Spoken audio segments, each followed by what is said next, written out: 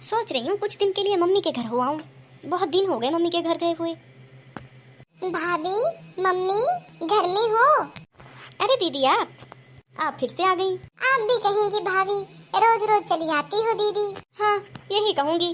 अब आप हो कि मानती ही नहीं, हर दूसरे दिन चली आती हो। अभी पिछले हफ्ते ही तो आई थी। अरे नहीं भाभी, आपको धोखा हो रहा है। मैं तो 2 महीने से नहीं आई।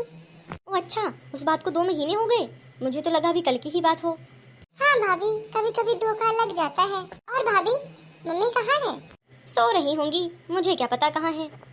आप ऐसे क्यों बात कर रही हो? लगता है आपको मेरा आना पसंद नहीं आया। हाँ पसंद तो नहीं आया। अब हर दूसरे दिन तुम लोग चली आओगी तो कहाँ पसंद आएगा मुझे तुम लोगों का यहाँ आना। कभी एक बहन आ रही है तो कभी दूसरी आ रही है। क्या बात है दीदी, आपके घर में खाना नहीं बनता है क्या कि मायके की फ्री की रोटियां तोड़ने चली आती हो हर हफ्ते? अरे भाभी, ये कैसी बातें कर रही हो आप? मैंने तो आज तक कभी ऐसा सोचा ही नहीं था कि मेरी भाभी भी इस तरह से बात कर सकती है। देखिए दीदी, मैं तो सीधी साफ बात कहूंगी। आपकी शादी हुई है, अब आपको ससुराल में रहना चाहिए और अपना घर बार संभालना चाहिए, ना कि हर तीसरे दिन बैग उठाकर मायके चली आती हो। क्या आपको ये नहीं पता चलता कि अब आपके भाई की भी शादी हो चुकी है, आपकी भाभी का भी घर है ये? जब चाहे मन उठा के नहीं आना चाहिए आपको। मन किया चलो मायके हो आती हूँ, मन किया माँ से मिलाती हूँ। आज खाना बनाने का मन नहीं कर रहा है, मायके जा आती हूँ, भाभी तो फ्री का खाना खिला ही देंगी। ये कैसी बातें कर रही हो भाभी? मैं तो बस यहाँ माँ का हालचाल पूछने आई थी। और हाँ, हर दूसरे दिन तो मैं नहीं आती। 2-3 महीने हो गए मुझे आए हुए। और हाँ, ये मेरा भी घर है। आपका घर है नहीं, आपका घर था दीदी। आप ये भूलिए मत कि अब ये घर मेरे पति का है और वो मेरा।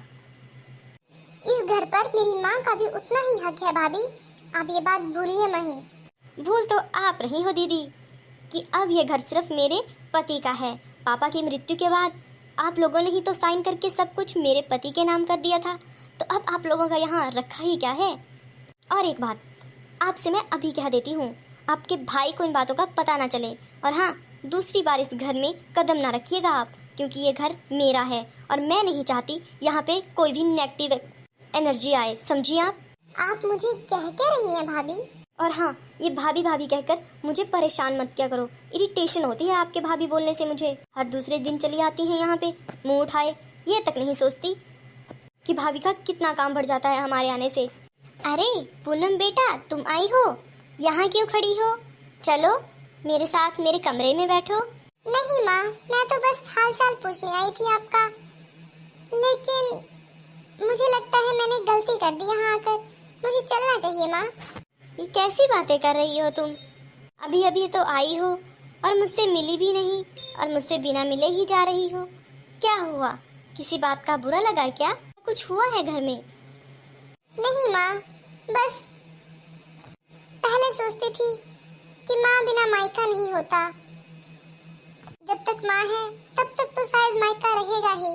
और मुझे तो भाभी भी अच्छी मिली है, तो मेरा मायका तो कभी खत्म नहीं होगा। हाँ बेटा, तो इसमें कुछ गलत है? हाँ माँ, मेरी सोच ही गलत थी। मुझे लगता है पिता के जाने के बाद बेटी का मायके पे कोई हक नहीं रह जाता। माँ तो बस एक कोने में बैठने के लिए ही होती है। अरे नहीं बेटा, ऐसा क्या हो गया? देख रही हूँ माँ, जब से पापा गए हैं तब से वो घर सा नहीं लगता, पराया सा लगता है। और वैसे भी अब हमारा इस घर में है ही क्या? ये कैसी बातें कर रही हो तुम बेटा? ये घर तुम्हारा भी उतना ही है जितना कि मेरे बेटे का है। नहीं माँ, ये घर सिर्फ भाई भाभी का है, हमारा नहीं। और भाभी ने ये बात मुझे बहुत अच्छे से समझा दी। माफ करना माँ, माफ करना भाभी। मैंने यहाँ आकर बहुत बड़ी गलती कर दी। अब मैं आपको अपनी शक्ल कभी नहीं दिखाऊंगी और ना ही यहाँ आऊंगी। बेटा मेरी बात तो सुनो। अच्छा हुआ बला टली। बहू, तुमने ऐसा क्या कहा मेरी बेटी से जो इस तरह से नाराज होकर मायके से चली गई? चुप कर बुढ़िया, चुपचाप एक कोने में बैठी रहे, वरना तुझे भी इसकी तरह इस घर से निकाल दूंगी। बहू, अगर तू चाहती है ना कि तेरा बेटा खुश रहे और तुझे 2 वक्त की रोटी मिलती रहे, तो चुपचाप जाकर एक कोने में बैठ जा। ज़्यादा बकवास करेगी तो तेरी बेटी की तरह तुझे भी निकाल कर घर से बाहर कर दूंगी। और हाँ, तेरे ऊपर ऐसा केस लगाऊंगी कि तेरा बेटा भी तुझे ना बचा पाएगा, ठीक है ना? और तू जानती ही होगी कि तेरा बेटा सिर्फ अब मेरी बात सुनता है, तुम्हारी नहीं। वाह बहू, तूने तो अपने ससुर जी के चाहते ही अपने रंग ढंग बदल लिए।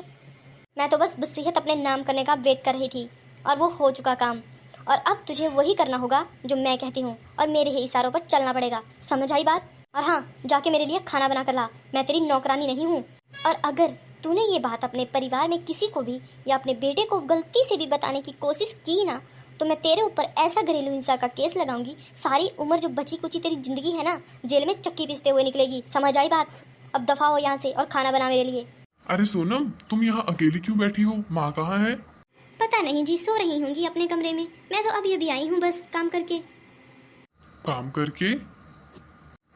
अभी तो दोपहर के 2 बज रहे हैं सोनम, तुम अभी तक काम कर रही थी? हाँ जी, अब क्या कर सकते हैं, घर के काम कहाँ ही खत्म होते हैं। अब मैंने माँ जी को बस इतना ही कहा था कि माँ जी मेरे साथ सब्जी कटवा दो, लेकिन माँ से तो इतना भी ना हो पाया।